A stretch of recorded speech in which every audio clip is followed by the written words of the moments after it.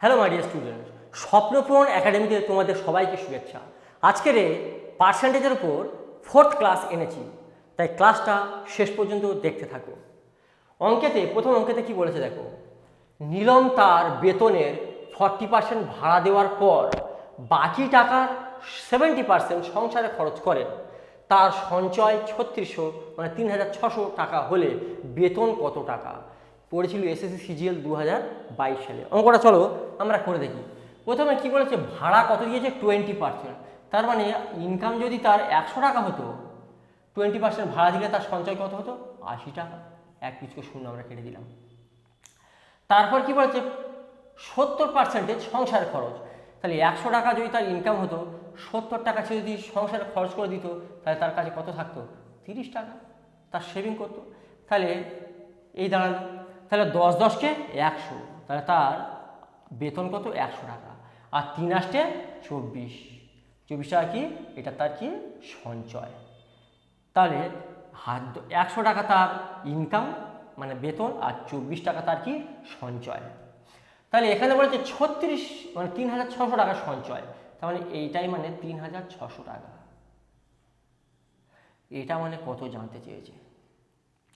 আমরা যদি 2 দিয়ে এটা কেটেই দিই, এটা 550 টাকা হতো, এটা 24 টাকা, সরি এটা 12 টাকা হতো।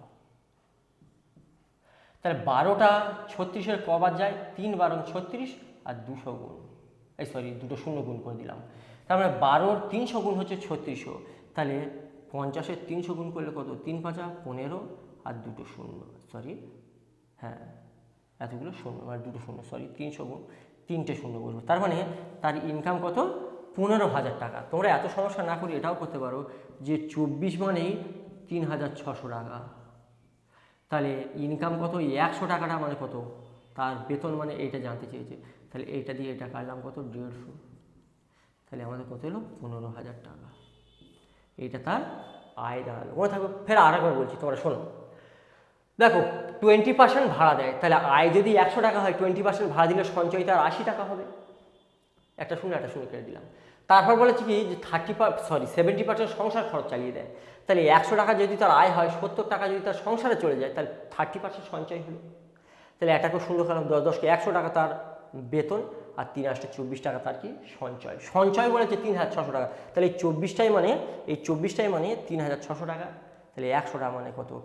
15,000 টাকা। Answer first answer. দেখো 2 নম্বর অঙ্কেতে কি বলেছে দেখো, কোনো পরীক্ষায় 40% ইংরেজিতে, 30% গণিতে ফেল করে। উভয় বিষয়ে ফেল 15% করলো। শতকরা কতজন উভয় বিষয়ে পাশ করলো? দেখো ইংরাজিতে কত? 40%, আর গণিত 30%, আর উভয় বিষয়ে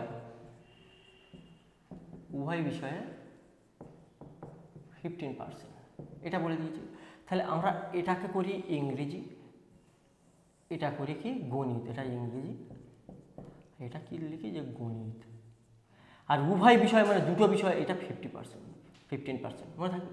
তাহলে দেখো এইটা তো ইংরেজি, এগুলো কি উভয় বিষয়ে ফেল করে। তাহলে ভালো করে বোঝো, এটা ইংরেজি যেটা 40%, তাহলে এটা যদি 15 হয়, তাহলে এটা 25% হবে। দেখো 25 আর 15 50, 25 আর 15 40%, এই হয়ে গেল ইংরেজি। আর 30% কি গণিত, এটা 30%। তাহলে এটা যদি 15 হয়, তাহলে এটা 15%। দেখো এটা 30% হয়ে গেল, 15 15 30। তাহলে এটা সবই ফেল। তাহলে কত ফেল হলো দেখো, 15 15 30, 30 আর 25-এ কত হয়? 55% ফেল করে গেছে। 55% ফেল। তাহলে 100 টোটাল স্টুডেন্ট কত? 100%। তাহলে 100%-এর মধ্যে যদি 55% ফেল করে যায়, তাহলে পাস করেছে কত? 45% কি করেছে? পাস করেছে। তাহলে অ্যান্সার কত হবে? ডি লাস্ট অ্যান্সার হবে। আরেকবার বলি শোনো, ইংরেজিতে 40%, এটা 40%। দেখো এটা যদি 15 হয়, আর এই যে জায়গাটা কত? 25, তাহলে হয়ে গেল কত? 40। আর ম্যাথে কত? 30%। দেখো এখানে যদি 15% হয়, তাহলে এটাও 15% হবে। দেখো 15 15 30, তাহলে সব ফেল করছে কত? 55%। তাহলে পাস করছে কত? 45%। চলো নেক্সট অঙ্কে কি বলেছে দেখো, একটি সংখ্যার 50% হলো 80, তাহলে ওই সংখ্যার 250% কত হবে? তাহলে কোনো সংখ্যার 50% হলো 80, তাহলে একটা সংখ্যা আছে যার 50%টা কত? 50% বলেছে 80, তাহলে ওই সংখ্যার 250% কত হবে? এইটা হচ্ছে প্রশ্ন। তাহলে আমার সংখ্যাটা বের করার দরকার নেই, জাস্ট শুধু সেই সংখ্যার 250% বের করলেই তো অ্যান্সার আসবে। তাহলে দেখো এইটার সাথে আমি এটা কেটে দিলাম, পার্সেন্টেজ কেটে গেল। দেখো এই 50টা 250 কত গুণ বলো? 5 গুণ। ঠিক তেমনি এইটা তো 50% হচ্ছে 80, তো এর 5 গুণ করলেই আমরা 5 8 40 মানে 400। ভালো করে বুঝো, তার মানে 250% মানে কত? 400।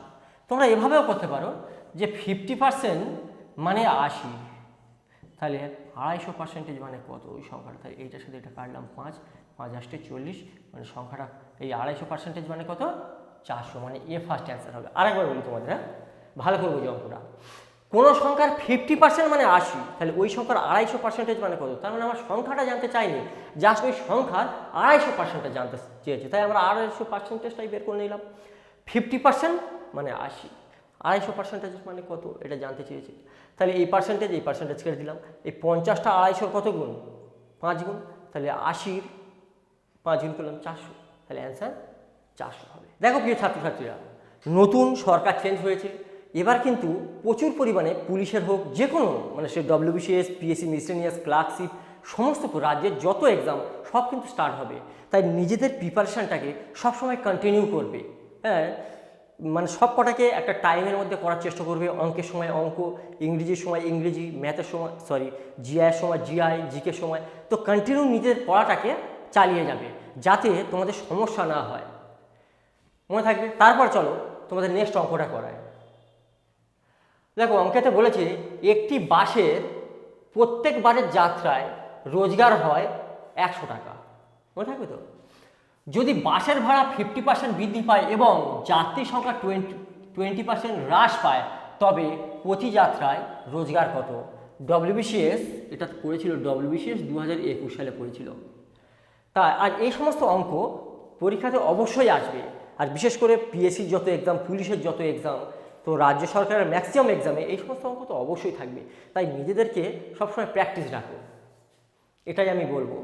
তাহলে চলো আগে অঙ্কটা সলভ করে দেখি। তাহলে বলেছে কি বাসের ভাড়া 50% বেড়ে গেল, তাহলে আগে বাসের ভাড়া 100 টাকা যদি হতো, এখন নিশ্চয়ই 150 টাকা হয়ে গেছে। 50% যেহেতু বেড়ে, তাহলে এক পিচ করে শূন্য আমরা কেটে বাদ দিয়ে দিলাম। এবার বলছে যাত্রী ভাড়া 20% হ্রাস হয়েছে, আগে যদি যাত্রী 100 জন হতো, এখন 20% কমে গেছে, কত? 80 জনে দাঁড়িয়ে গেছে, এক পিচ করে শূন্য কেটে দিলাম। তাহলে দেখো এটা ভাড়া, আগে একটা যাত্রীর ভাড়া মানে কত? 10 টাকা করে, আর 10 জন যদি যাত্রী হয়, এটা ভাড়া আর এটা যাত্রী, তাহলে 10 টাকা করে ভাড়া, 10 জন যদি যাত্রী হয় মাই ডিয়ার স্টুডেন্ট, তাহলে কত টাকা ইনকাম হবে? 100 টাকা। আর এখন 15 টাকা ভাড়া, কিন্তু যাত্রী সংখ্যা কমে গেছে কত? 8-এ, তাহলে 15 × 8 মানে 120। তাহলে আগে বাস ভাড়াতে মানে যাত্রাতে তার ইনকাম হতো 100 টাকা, আর এখন হবে কত? 120 টাকা। ওখানে বলেছে দেখো একটি বারের যাত্রায় কত টাকা ইনকাম হয়? 100 টাকা। তাহলে আগে হতো কত? 100 টাকা। এটার কত? 100 কত গুণ? 1 গুণ। ঠিক তেমনি এখন তার ইনকাম বেড়ে কত হয়ে যাবে? 1 গুণ করে দাও, 120 টাকা। এখন তার ইনকাম কত হবে? 120 টাকা, মানে পার যাত্রায় তার 120 টাকা করে ইনকাম হবে। অ্যান্সার কত? এ ফার্স্ট হবে। চলো আর একবার নয় বলছি, তাই অঙ্ক কিন্তু তোমরা কন্টিনিউ করবে, প্র্যাকটিস নেবে, রীতিমতো প্র্যাকটিস নেবে কিন্তু, কারণ কাট অফ মার্কস কিন্তু দিনের পর দিন বাড়বে, তাই নিজেদের প্র্যাকটিসটা বাড়াবে।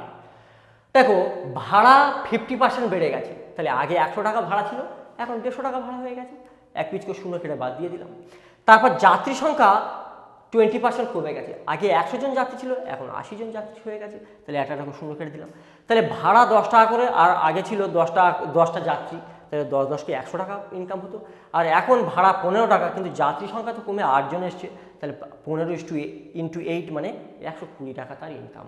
তাহলে এই 100 টাকায় মানে এই 100 টাকাটা, তাহলে এই 120 এক গুণ করলে কত? 120 টাকাই হবে। দেখো, চাকরির পরীক্ষায় ম্যাথামেটিক্স খুব একটা ইম্পর্টেন্ট চ্যাপ্টার। তার কারণ প্রত্যেক এক্সামে ম্যাথামেটিক্স থাকবে এবং ম্যাথামেটিক্সে তুমি নাম্বারটাও ভালো তুলতে পারো। তাই ম্যাথামেটিক্সটা বেশি করে তোমরা একটু প্র্যাকটিস নেবে, যাতে মার্কসটা অনেকটা তোমরা রিচ করতে পারো। হ্যাঁ, সেই জন্য বলবো ম্যাথামেটিক্সটা তোমরা একটু বেশি করে প্র্যাকটিস নাও। চলো আমরা নেক্সট অঙ্কটা করে দেখি। অঙ্কতে কি বলেছে দেখো, একটি বিদ্যালয়ে ছাত্র ও ছাত্রীর সংখ্যার অনুপাত 2:3। যদি 20% ছাত্র ও 30% ছাত্রী প্রাপ্তবয়স্ক হয়, তবে অপ্রাপ্ত বয়স্ক ছাত্রছাত্রীর সংখ্যার হার কত? অঙ্কটা WBP কনস্টেবলে পড়েছিল 2021 সালে।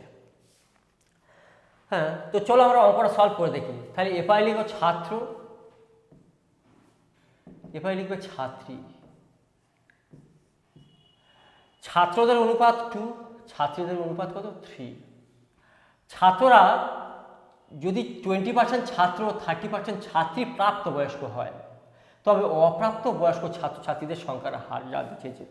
আমার প্রাপ্তবয়স্করা জানতে চাইনি, অপ্রাপ্ত বয়স্কদের জানতে চেয়েছে, তাই আমরা অপ্রাপ্তদের উপরে বেশি জোর দেব। আচ্ছা, আমাদের সুবিধার জন্য আমরা দুদিকে 2টো করে শূন্য দিয়ে দিলাম। তার মানে আমরা ধরে নিলাম 200 জন ছাত্র আর 300 জন ছাত্রী আছে। যদি 20% ছাত্র প্রাপ্তবয়স্ক হয়, তাহলে 20% ছাত্র, যদি 20% ছাত্র প্রাপ্তবয়স্ক হয়ে থাকে, তাহলে অপ্রাপ্তবয়স্ক ছাত্র কত? 80%। আর 30% ছাত্রী যদি প্রাপ্তবয়স্ক হয়ে থাকে, তাহলে অপ্রাপ্তবয়স্ক ছাত্রী কত? 70%। যেহেতু আমরা অপ্রাপ্ত বয়স্করা বের করবো, তাই আমরা অপ্রাপ্ততে ডিরেক্টলি চলে গেলাম। দেখো, 100 জনের মধ্যে 80 জন যদি, মানে 100 জন ছাত্রের মধ্যে 80 জন ছাত্র যদি অপ্রাপ্ত হয়, তাহলে 200 জনের মধ্যে কত? 100 জনের মধ্যে যদি 80 হয়, 200 জনের মধ্যে কত? 160 জন ছাত্র অপ্রাপ্ত। আর 70%, 100 জন ছাত্রীর মধ্যে 70 জন ছাত্রী অপ্রাপ্ত, তাহলে 300 জনের মধ্যে কত? 3 × 7 = 21, 210 জন ছাত্রী কি অপ্রাপ্ত হয়ে গেল। তাহলে টোটাল কত ছাত্র? ছাত্র 160 জন, ছাত্রী 210 জন, টোটাল কত? 370 জন কি অপ্রাপ্ত।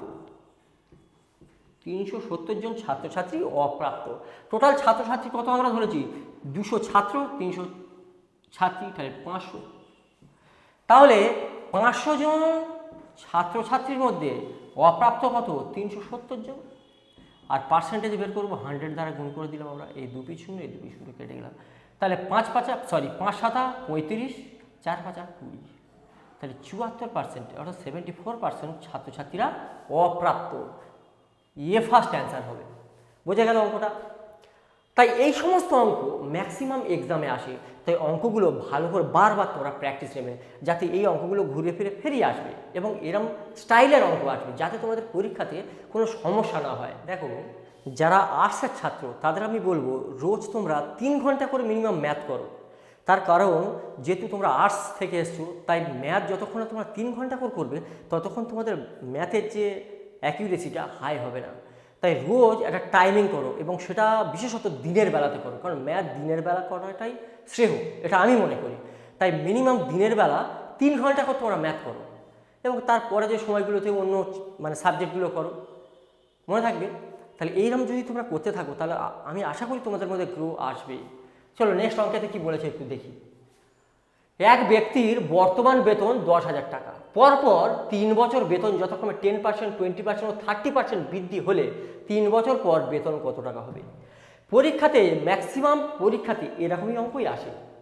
তাই এই সমস্ত অঙ্কগুলো যদি প্র্যাকটিস করো, অবশ্যই অঙ্ক তোমরা করতে পারবে।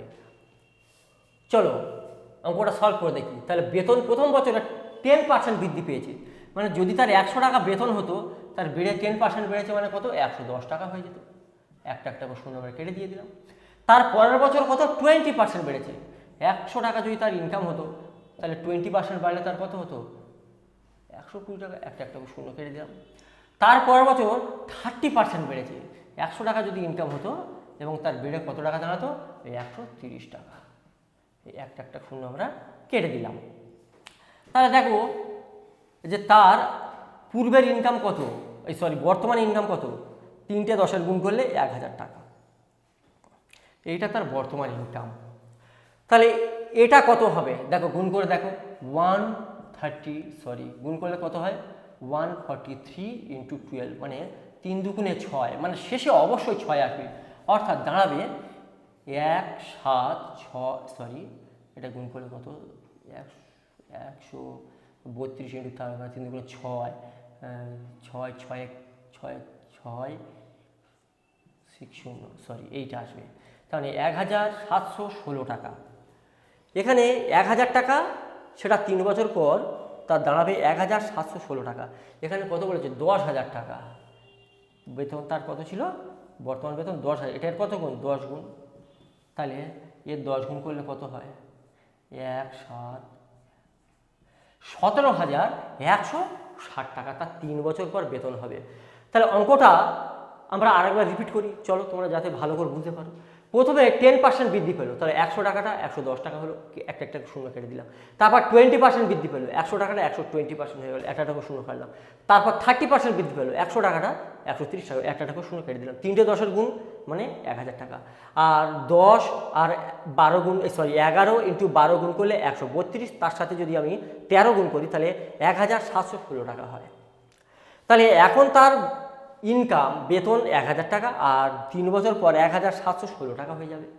বলেছে বর্তমানে তার ইনকাম 10,000 টাকা, তাহলে 1000 টাকাটাই মানে 10,000 টাকা, এটার কত গুণ, 10 গুণ, তাহলে 3 বছর পর কত হবে, এটা 10 গুণ করে দাও, করো 17,160 টাকা হবে।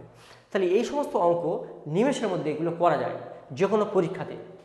দেখো প্রত্যেক পরীক্ষায় মানে ইলেকশনের উপর থেকে অঙ্ক অবশ্যই আসবে, এবং বিশেষ করে রাজ্য সরকারের ম্যাক্সিমাম ছাত্রছাত্রীরা এই সমস্ত অঙ্কেতে গিয়ে ভুল করে আছে। তার কারণ তারা আমাকে অনেকে জানায় যে স্যার অঙ্ক কেন ভুল হয়ে যাচ্ছে, তার কারণ দুটো কারণ। এক, তোমার প্র্যাকটিসটা কম হচ্ছে।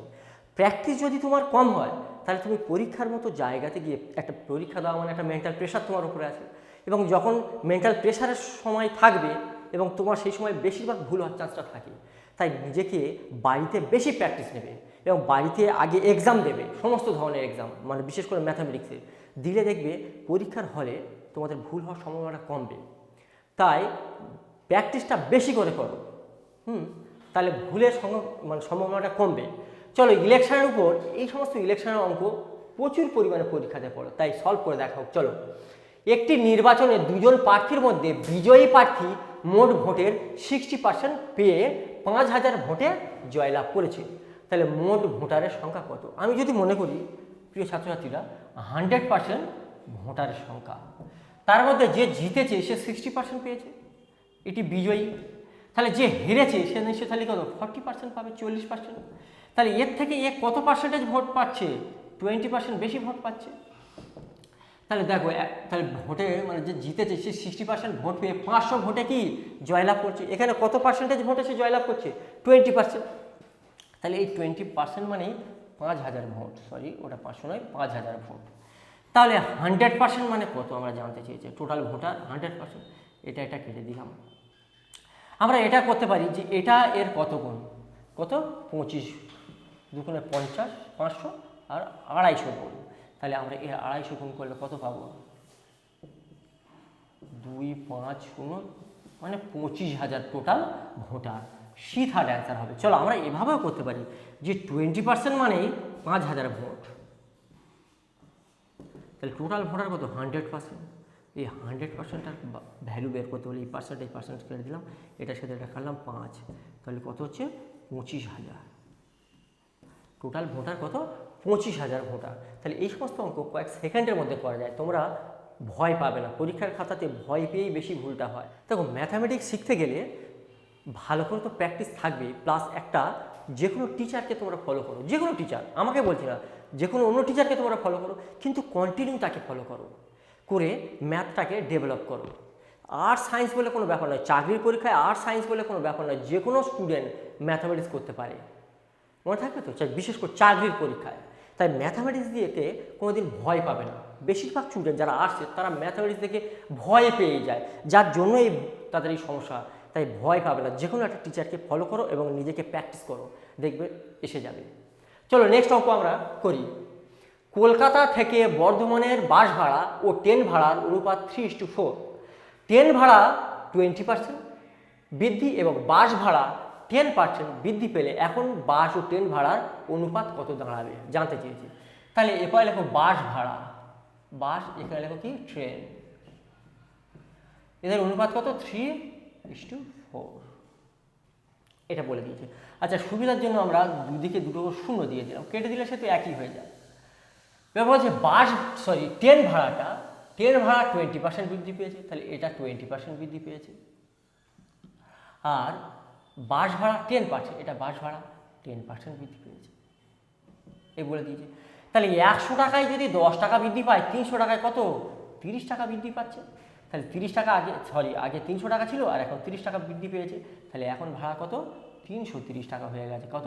বাসের ভাড়া। আর ট্রেন ভাড়াতে এসো, 100 টাকায় 20 টাকা বৃদ্ধি পায়, তাহলে 400 টাকায় 4×20 80 টাকা বৃদ্ধি পেয়ে যাচ্ছে। তাহলে এখন কত? 480 টাকা ভাড়া হয়ে গেছে। তাহলে আগে বাস ভাড়া 300 টাকা ছিল, এখন 330। আগে ট্রেন ভাড়া 400 টাকা ছিল, এখন 480। তাহলে এদের অনুপাত জানতে চেয়েছে। একটা শূন্য করলাম, 3 দ্বারা কাটলে 3 11 33, 3 16 48। তাহলে 11:16 অনুপাত হবে। অ্যান্সার C3 হবে। চলো, আজকের ক্লাস এই পর্যন্ত। নেক্সট ক্লাসে আমরা নেক্সট অঙ্ক করব। ক্লাসটা যদি ভালো লেগে থাকে তাহলে স্বপ্নপূরণ একাডেমিকে একটা সাবস্ক্রাইব দেবে এবং বন্ধুদের মধ্যে শেয়ার করবে। স্বপ্ন হোক পূরণ, স্বপ্নপূরণ একাডেমি। Thank you.